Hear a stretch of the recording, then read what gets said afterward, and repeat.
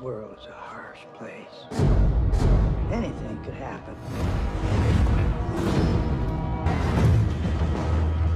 Hai semuanya, kali ini kita akan kembali menyimak alur cerita sebuah film yang didasarkan pada kisah nyata. Film berjudul Eden ini terinspirasi dari kisah seorang bernama Chong Kim yang mengalami penculikan atau perdagangan manusia di sekitar tahun 90-an. Di film ini tokoh utama harus berjuang dan beradaptasi sebagai seorang PSK dan usahanya untuk kabur dari tempat tersebut. Langsung saja guys, pasang headsetnya jauhi tempat ramai, dengarkan baik-baik dan ini dia cerita Eden 2012. Cerita ini dimulai di hari Sabtu di bulan Juni tahun 94. Seorang remaja bernama Hyun Jae yang baru saja lulus sekolah tampak sedang membantu kedua orang tuanya mengurusi toko. Sama seperti remaja pada umumnya, Jae terkadang melakukan hal-hal nakal seperti merokok secara sembunyi-sembunyi ataupun merencanakan pergi ke klub malam bersama seorang temannya yang bernama Abby. Sang ayah ternyata mengetahui kalau anaknya suka curi-curi waktu untuk merokok di belakang toko. Namun ayahnya yang memang sangat menyayangi Jae masih memberi kelonggaran dan hanya menyarankan agar Jae segera berhenti merokok. Selain itu, sang ayah juga memberikan sebuah cincin sebagai hadiah atas kelulusan Jae. Berbeda dengan ibunya, dia terbilang tegas dalam mendidik anaknya menjadi seorang yang rajin bekerja. Saat itu, ibu Jae memberinya tugas untuk mendata laporan keuangan bulanan tokonya. Karena hari Senin, laporan itu akan ia bawa ke bank. Karena nanti malam ada janji pergi ke bar bersama Abby, akhirnya Jae pun berpura-pura akan mengerjakan laporan tersebut sampai nanti malam. Awalnya sang ibu tak setuju karena khawatir Jae berada di toko sendirian. Namun Jae kembali meyakinkan kalau ia akan ditemani Abby dan berjanji akan pulang sebelum jam 10 malam. And you must help me clean the house this weekend. Akhirnya malam itu mereka berdua bisa pergi ke bar dan bersenang-senang minum bersama. Saat itulah guys, mereka berdua bertemu dengan seorang pria yang tampaknya menarik perhatian Jae.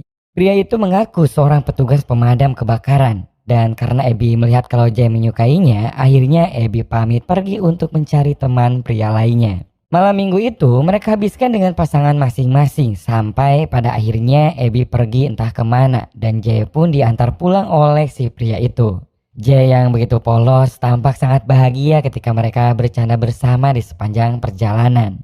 Sampai pada suatu ketika pria itu pamit untuk pergi menelpon temannya. Dan saat itulah Jae menyadari kalau baju pemadam kebakaran yang dikenakan pria tersebut ternyata palsu. Namun sayang sekali guys, semua sudah terlambat karena setelahnya Jae pun tertangkap. Di tempat lain, seorang petugas polisi bernama Bob berpatroli dan melihat seorang polisi lokal bersama seorang penduduk sedang mengamati mayat seorang wanita yang tergeletak di dalam sebuah lubang. Si polisi lokal itu menyimpulkan kalau wanita tersebut adalah tahanan luar karena memakai gelang pelacak di kakinya. Namun tak lama kemudian hal yang tak diduga terjadi karena tiba-tiba Bob langsung menembak kedua orang yang baru saja ia temui itu. Sementara itu Jae tersadar dan mendapati dirinya berada di sebuah ruangan dengan tangan terborgol. Di dalam ruangan itu ada seorang penjaga dan kemudian datang seorang wanita yang sepertinya adalah seorang dokter. Si dokter itu pun kemudian menyuntik Jae dengan obat bius karena Jae terus-terusan meracau meminta menelpon orang tuanya. Setelah tak sadarkan diri, dokter itu kemudian membuka paksa kawat gigi yang digunakan Jae dan juga memandikannya dengan bantuan si penjaga tadi. Setelah beres dibersihkan, Jae ditempatkan di sebuah ruangan seperti asrama yang berisi gadis-gadis yang bernasib sama dengannya. Kakinya kini dipasangkan alat pelacak seperti yang digunakan mayat wanita yang ditemukan di ladang. Dan ternyata semua itu berkaitan dengan Bob. Dia adalah oknum polisi yang punya peranan penting dalam bisnis jual beli wanita. Bob bersama kaki tangannya bernama Faun datang dan memberikan anak kucing pada setiap gadis di tempat tersebut sebagai teman bermain.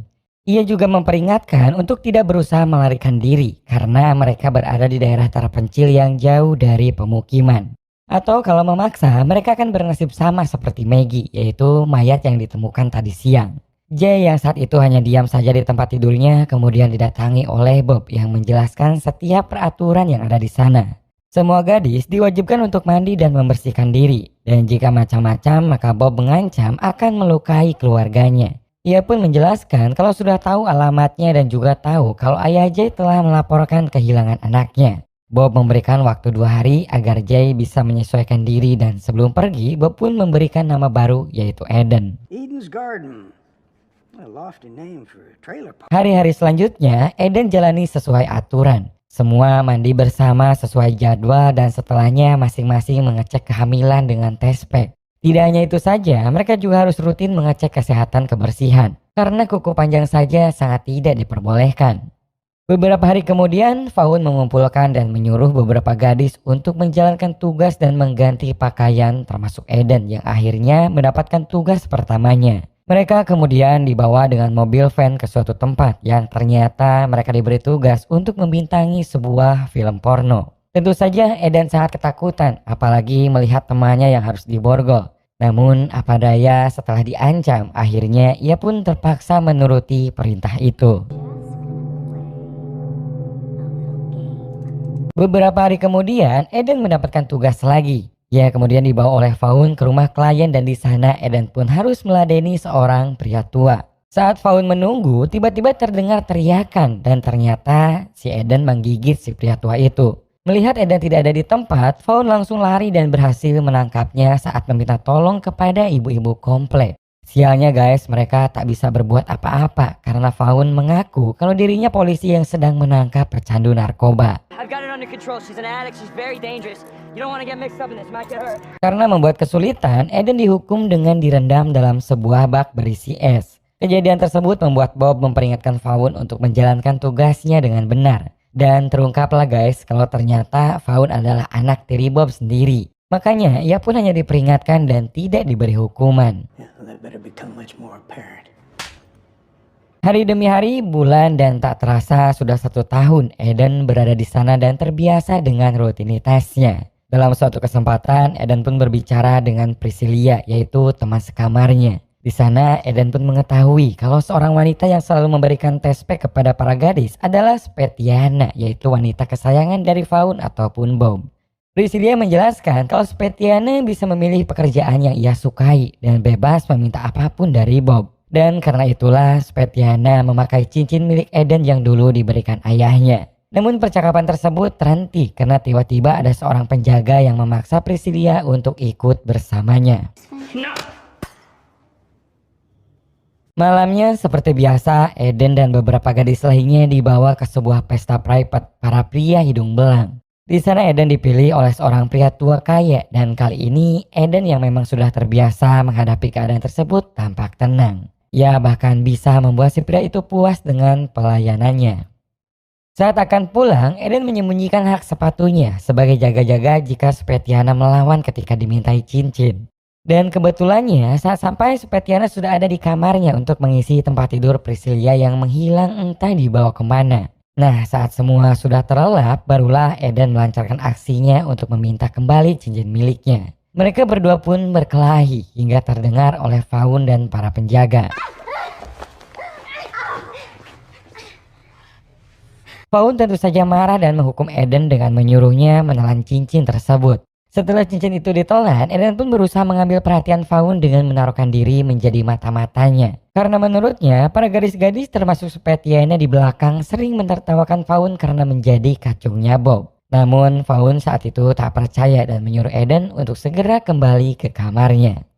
Suatu malam Vaughn membawa Eden dan 2 gadis lainnya ke tempat pelanggan untuk dijadikan sebagai tontonan saat pesta narkoba. Seperti biasa, Vaughn menunggu acara itu selesai sambil menikmati narkoba yang biasa ia bawa dan gunakan sendiri. Saat semua sudah selesai, ia pun kemudian mengajak Eden untuk menagih bayaran. Dan di sana terjadilah sedikit keributan karena ada seorang yang tak mau membayar sesuai perjanjian. Saat semua sudah dibayar, sialnya 2 gadis lainnya berusaha melarikan diri dan membuat Vaughn sangat marah sambil terus menelusuri jalan mengikuti sinyal dari alat pelacak. Saat di lampu merah, sebenarnya Vaughn tak menyadari kalau kedua gadis itu sedang meminta tolong di sebuah minimarket. Eden sempat bingung guys antara membiarkan 2 gadis itu lolos atau sebaliknya. Namun pada akhirnya Eden memberitahukannya demi bisa mendapatkan kepercayaan dari Vaughn. Malam harinya Eden pun ke kamar mandi untuk BAB dan akhirnya ia pun bisa mendapatkan cincin yang sebelumnya sudah ia telan.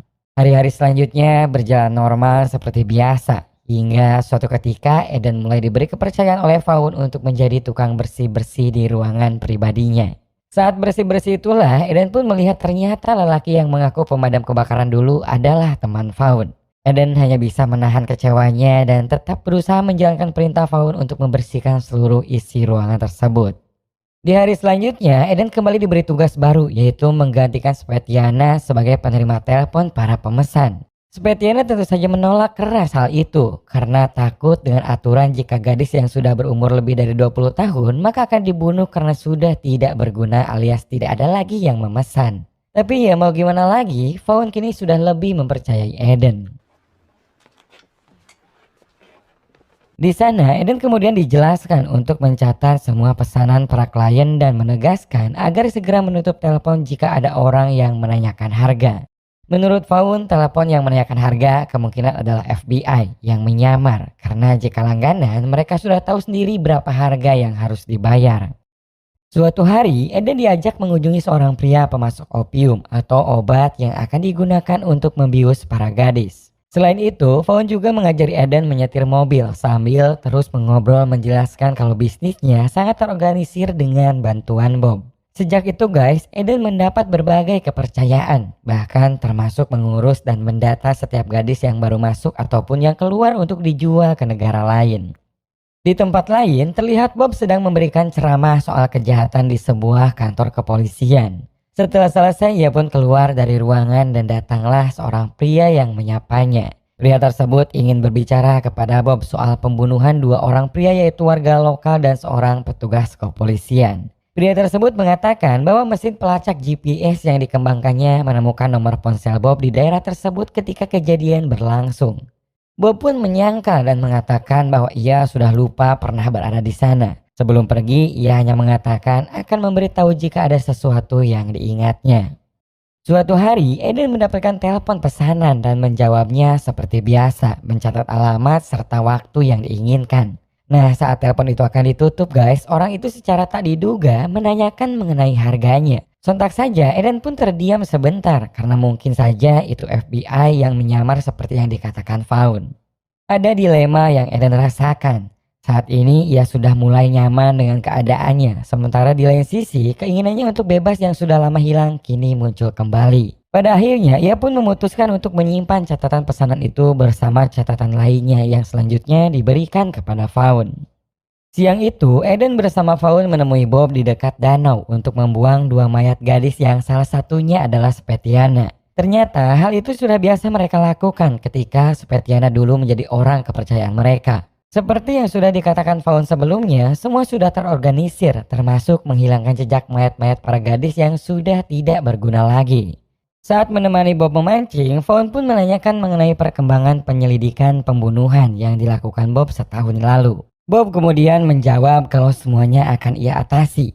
Setelahnya, Bob pun menyindir kalau Vaughn terlalu berlebihan mengkhawatirkan hal itu. Ia juga menceritakan beberapa hal soal Vaughn bahwa ia dilahirkan di keluarga penganut agama fanatik dan baru bisa membaca saat usianya di 16 tahun. Ternyata guys, bisa disimpulkan kalau Vaughn ini adalah anak angkat dari Bob yang sepertinya sudah tak diperdulikan lagi. Tak terima diolok-olok, akhirnya Vaughn menyerang Bob dan memukulinya hingga tewas.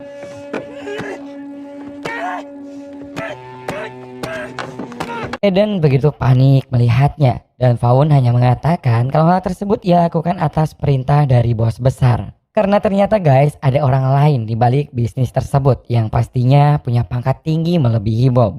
Setelah kejadian itu mereka berdua pergi mengantarkan seorang gadis yang hamil ke sebuah rumah yang dihuni beberapa pria yang salah satunya bernama Mario. Di sana Eden mendengar kalau Mario sudah berhasil menculik seorang gadis baru yang nantinya akan dibawa oleh Vaughn. Saat Eden meminta izin ke kamar mandi, ia pun melihat sebuah ruangan berisi peralatan dokter dan tempat tidur bayi. Di ruangan lainnya, ternyata ada Priscilla yang tengah hamil. Namun saat itu Eden tak bisa berbuat banyak, hanya berjanji kalau ia bakal berusaha mengeluarkan Priscilla dari sana. Oh no, they're not taking care of you. Wait, we need to get you out of here. You look different. Dalam perjalanan pulang, Eden banyak termenung karena menyadari kini ia sudah masuk terlalu dalam di dunia bisnis tersebut. Hal itu membuat Vaughn curiga dengan gerak-geriknya dan langsung menanyakan apa yang terjadi. Eden hanya menjawab kalau ia tak habis pikir mengenai bisnis penjualan bayi. Faun menjadi curiga takutnya Eden berkhianat dan untuk bukti loyalitasnya ia meminta agar Eden membunuh seorang gadis yang baru saja mereka bawa dari Mario. Hampir saja si gadis itu ditembak mati, namun untungnya Faun segera menghentikannya dan percaya kalau Eden benar-benar berada di pihaknya. If you're actually gonna do it. Ah, crazy girl. Saat tiba, Faun dan Eden melihat kalau penjaga bernama Ivan sudah dalam keadaan terikat karena ketahuan telah bekerja sama dengan kepolisian. Faun akhirnya memutuskan untuk segera berkemas dan pindah ke Dubai. Namun sebelum itu mereka harus membakar semua barang-barang milik para gadis agar tak ada barang bukti yang tertinggal. Setelahnya, semua gadis diberangkatkan lebih dulu, sementara Faun dan Eden mempersiapkan beberapa paspor palsu yang akan mereka gunakan nanti. Saat itulah guys, Eden yang tak mau harapan bebasnya hilang kembali mencampur narkoba milik Faun dengan cairan pembersih yang biasa ia gunakan untuk membersihkan kamar mandi. Dan ketika Faun menggunakannya, ia pun langsung batuk-batuk keracunan dan meminta segera dibawakan air minum. Merasa rencananya berhasil, Eden kemudian membawa opium untuk membius Faun. Namun saat kembali nyatanya Faun sendiri sudah tak sadarkan diri. Akhirnya Eden pergi dengan membawa tas berisi uang dan juga membuka alat pelacak yang selama ini selalu terpasang di kakinya. Bukannya kabur menyelamatkan diri guys, ternyata Eden pergi ke rumah Mario dan menawarkan uang untuk menebus Priscilia. Mario di sana menolak dengan alasan uang tersebut tidak cukup. Akhirnya Eden hanya meminta agar ia bisa menemui Priscilia sebentar saja untuk berpamitan. Saat itulah guys, ternyata ia membawa suntikan opium yang kemudian membuat Mario terkulai tak berdaya. Mereka berdua segera pergi dari sana, walaupun Priscilia tampak histeris karena ternyata bayinya yang sudah lahir sudah dijual oleh Mario. Setelah sampai di suatu tempat, Eden menelpon suatu nomor dari sebuah telepon umum. Dan ia pun akhirnya menangis saat pertama kali mendengar suara ibunya.